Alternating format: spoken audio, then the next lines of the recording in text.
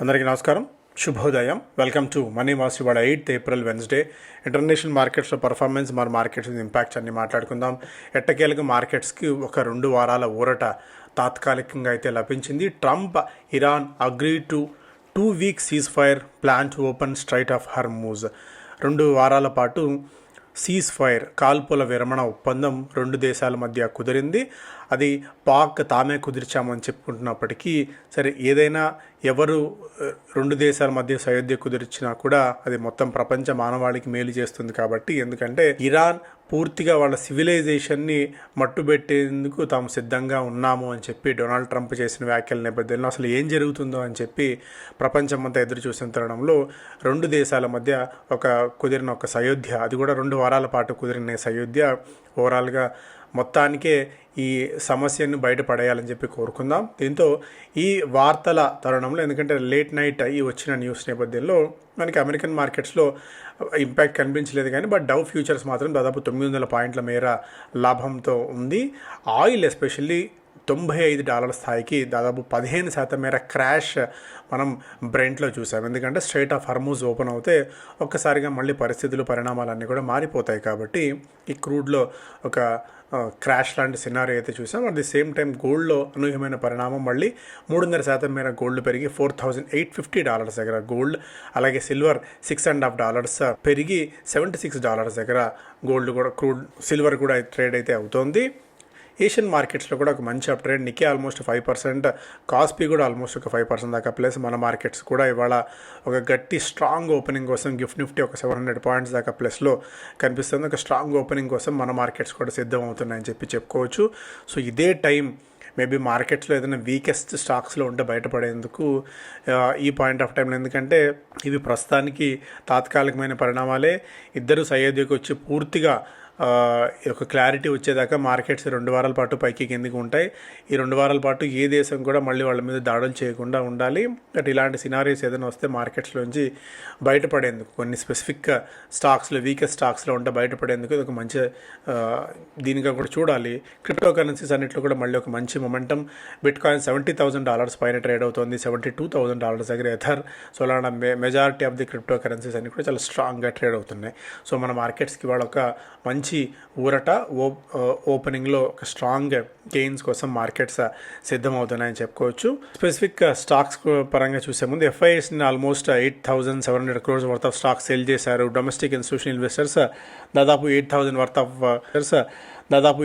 Worth of crore స్టాక్స్ని buy అయితే చేశారు. రూపీ వరుసగా 3వ రోజు కూడా కొద్దిగా నిలదొక్కునే ప్రయత్నం అయితే చేసింది. రూపీ ఒక 10 పైసలు డిప్రిషియేట్ అయ్యి 93 దగ్గర ఉన్నప్పటికీ బట్ ఓవరాల్గా అయితే ఒక స్ట్రాంగ్ మొమెంటం రూపీ డాలర్లో కూడా మనం చూస్తున్నాం. Torrent Power, GAIL, JK bank, Ola electric, Vedanta, Infosys లాంటి స్టాక్స్లో మనం మొమెంటం చూడవచ్చు. సెల్లో వరల్డ్లో తనకున్న 13.82 లక్షల ఈక్విటీ షేర్ల వాటాన్ని గోల్డ్మ్యాన్ సాక్స్ విక్రయించింది $401 చొప్పున. ఎందుకంటే గోల్డ్మ్యాన్ సాక్స్ ఇన్వెస్ట్ చేసినప్పటికీ కూడా సెల్లో వరల్డ్ పర్ఫార్మెన్స్ నానాటికి తీసుకట్టుగా తయారవుతుంది. ఈ ఏడాది కాలంలోనే దాదాపు 24% మేర స్టాక్లో వీక్నెస్ అయితే చూసాం బికాజ్ ఆఫ్ వేరియస్ ఫ్యాక్టర్స్. దీంతో వీళ్ళు స్టాక్లో తమ వాటాను అమ్ముకొని, కంపెనీల వాటాలు అమ్ముకొని బయటపడ్డారు. టొరెంట్ పవర్కి నభా పవర్లో 100% వాటా కొనుగోలు చేసేందుకు CCI, competition commission of India నుంచి అనుమతి లభించింది. జేకే బ్యాంక్ తమ బిజినెస్ 2.9 లక్షల కోట్ల రూపాయల మార్కెట్ని క్రాస్ చేసినట్టు ఎండీ అండ్ సిఇఓ అయితే చెప్పారు. ఒక రకంగా ఇది ఒక పాజిటివ్ అంశం. కాకపోతే జేకే బ్యాంక్ రీటైల్ ఇన్వెస్టర్స్ చాలామంది దీని మీద ఫోకస్ పెట్టి ట్రేడ్ అండ్ ఇన్వెస్ట్ చేస్తూ ఉంటారు.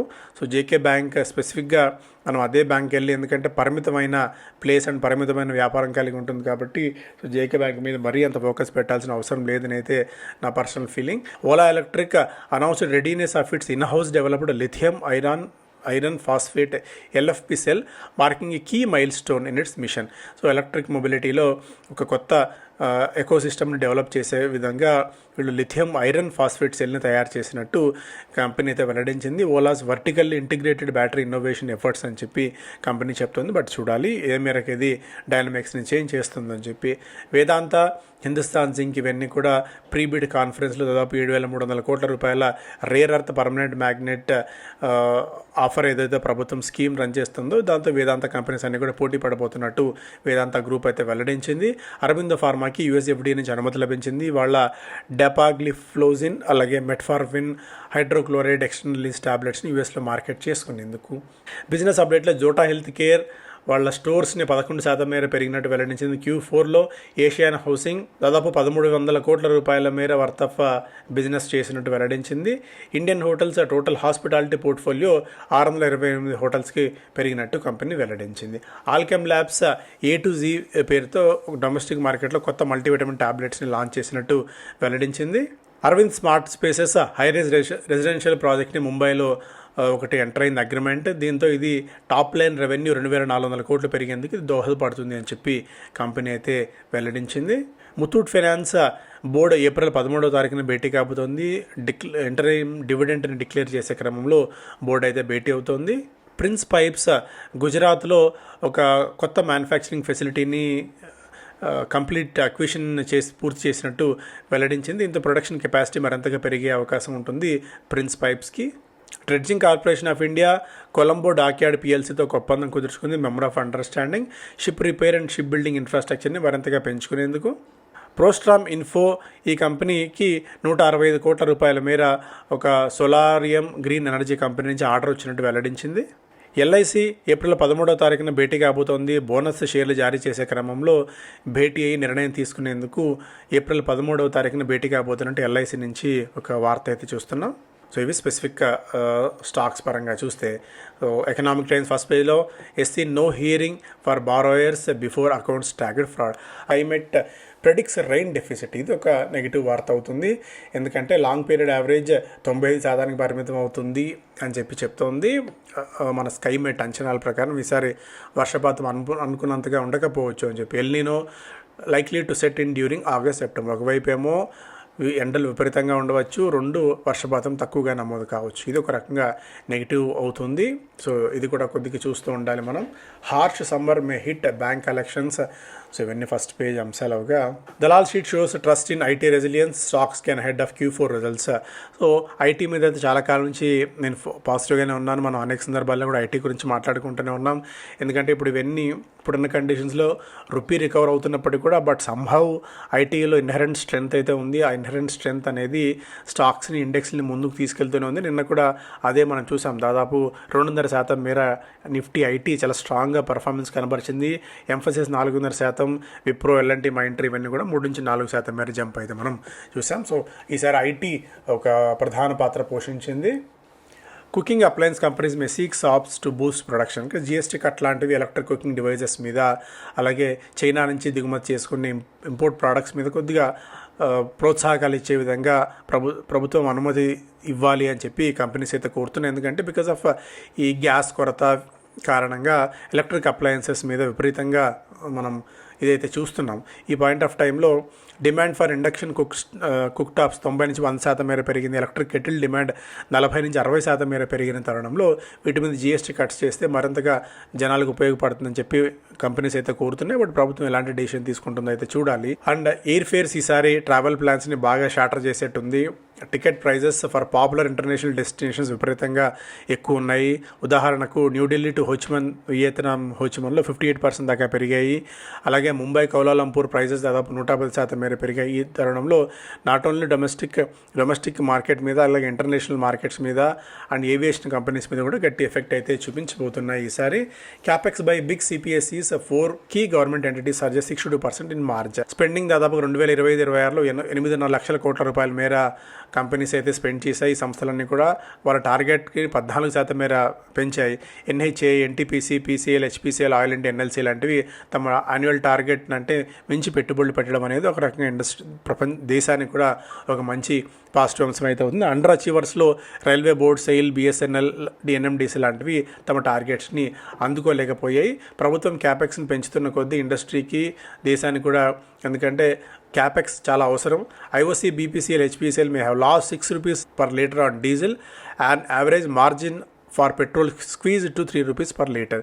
సో ఎలక్షన్స్ అయిపోయిన వెంటనే మేబీ ధరలు పెంచేందుకు కంపెనీ సిద్ధం కావచ్చు. కాకపోతే అటు ఇంటర్నేషనల్ మార్కెట్లు ధరలు ఇవాళ 15% మేర పతనమైన తరుణంలో కొద్దిగా కుషన్ దొరుకుతుంది. ఈ 15 రోజుల పాటు ఎలాంటి ఇది లేకుండా సయోధ్య కుదిరినట్టయితే ఒక రకంగా పాజిటివ్ ఉంటుంది. ప్రస్తుతానికి ఐఓసీ బీపీసీఎల్ లాంటివి ప్రస్తుతానికి ఇవాళ కూడా అదొక వీళ్ళకి ఆ న్యూస్ పాజిటివ్ అంశం. షుగర్ ఎక్స్పోర్ట్స్ మేబీ క్యాప్ చేయవచ్చు. Surplus diverted to ethanol, sugar ఎక్స్పోర్ట్స్ని ప్రస్తుతానికి తగ్గించి ఇది ఒక రకంగా నెగిటివ్ అవుతుంది షుగర్ రిలేటెడ్ కంపెనీస్కి. అండ్ షుగర్ రిలేటెడ్ కంపెనీస్లో భారీ ఎత్తున బెట్ చేసే ముందు కొద్దిగా జాగ్రత్తగా ఉండాలి. ఎందుకంటే ఎథనాల్ ప్లేలో భాగంగా ఇవన్నీ పెరుగుతున్నాయి. కాకపోతే ఏంటంటే ప్రస్తుతానికి 20 బిలియన్ లీటర్ల ఎథనాల్ మనం ప్రొడ్యూస్ చేస్తుంటే అందులో 11 బిలియన్ లీటర్స్ మాత్రమే ఎథనాల్ బ్లెండింగ్లో భాగంగా ఖర్చు చేసుకోవడం ఆఫ్టేక్ అయితే జరుగుతుంది. మిగిలిన ఇంకా 9 బిలియన్ లీటర్స్ ఆఫ్ ఎథనాల్ అయితే ఇంకా మార్కెట్లో సిద్ధంగా ఉంది. దీని నేపథ్యంలో అటు స్టవ్స్ అంటే ఎథనాల్తో మండే స్టవ్స్ని అలాగే ఎథనాల్తో నడిచే కార్స్ని బైక్స్ని తయారు చేసే క్రమంలో కంపెనీస్ అయితే దీని మీద భారీ ఎత్తున వర్కౌట్ అయితే చేస్తున్నాయి. ప్రభుత్వం కూడా దీని మీద ఫోకస్ అయితే పెట్టుంది. ఒకవేళ అదే కనుక జరిగినట్టయితే ఎథనాల్కి మరింత పుష్ రావచ్చు రాబోయే రోజుల్లో.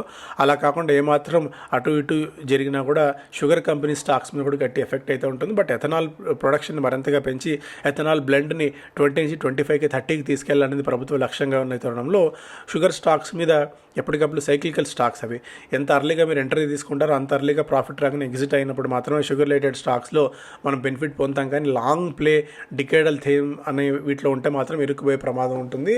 ఎథనాల్ బ్లెండ్లో భాగంగా మీరు ఒకవేళ ట్రేడ్ చేసే పని అయితే కంపెనీస్కి ఒక ఊరటనిచ్చే అంశం ఏంటంటే ఐపీఎస్కి వచ్చే వీటికి వాళ్ళు అబ్జర్వేషన్ లెటర్స్ ఇచ్చిన తర్వాత ఫండ్ రైజింగ్లో ఇప్పుడున్న మార్కెట్ కండిషన్స్ తగ్గట్టు వాళ్ళు ఐపీఓకి రాలేని తరుణంలో దీన్ని కొద్ది కాలం పాటు ఎక్స్టెండ్ చేస్తూ సెబీ వీళ్ళకి ఒక ఊరటనిచ్చింది. మోర్గాన్ స్టాన్లీ ప్రూవ్ చేసింది, అంటే కొద్దిగా మన గ్రోత్ ఫోర్కాస్ట్ని తగ్గించింది. 6.2% వృద్ధి రేటు నమోదు కావచ్చు అని చెప్పి మోర్గాన్ స్టాన్లీ అంచనా కడుతుంది. బికాస్ క్రూడ్ పెరుగుతూ ఉండడం వల్ల ఇన్ఫ్లేషన్ పుష్ అవుతుంది. కరెంట్ అకౌంట్ డెఫిసిట్ కూడా మరింతగా పెరిగే ఛాన్సెస్ ఉన్నాయన్న దీన్ని పెడుతూ JP Morgan Hindalco and Vedanta over weight tag ఇస్తూ హిందాల్కోకి 1125 అలాగే వేదాంతకి 850 రూపాయల దాకా టార్గెట్ ప్రైస్ ఇస్తున్నారు.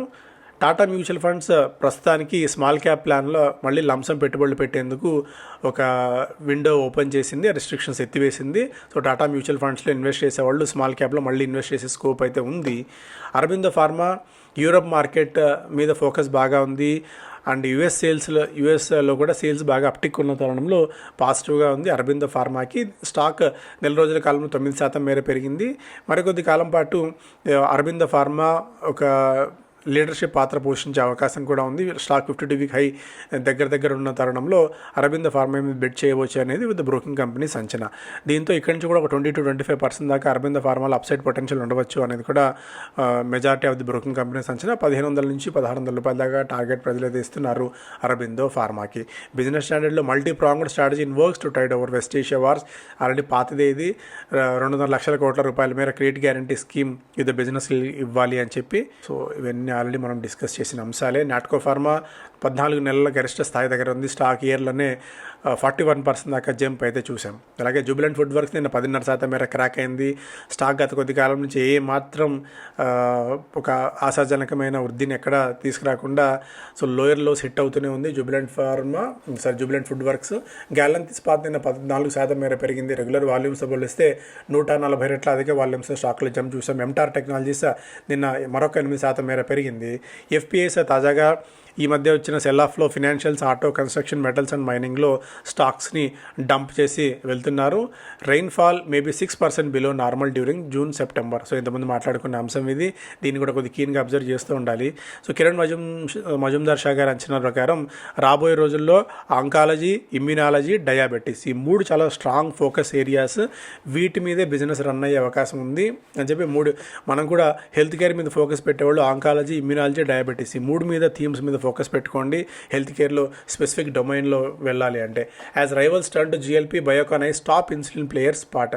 సో డయాబెటీస్లో ఇన్సులిన్ టాప్ ప్లేయర్ స్పాట్ని అందుకునేందుకు బయోకాన్ సిద్ధం అవుతుంది ఈ పాయింట్ ఆఫ్ టైంలో. సో దీన్ని కూడా ఈ స్టాక్ కూడా కొద్దిగా రాడార్లో పెట్టుకోండి. సో ఇవి ప్రధానమైన వార్తలు. Thank you so much.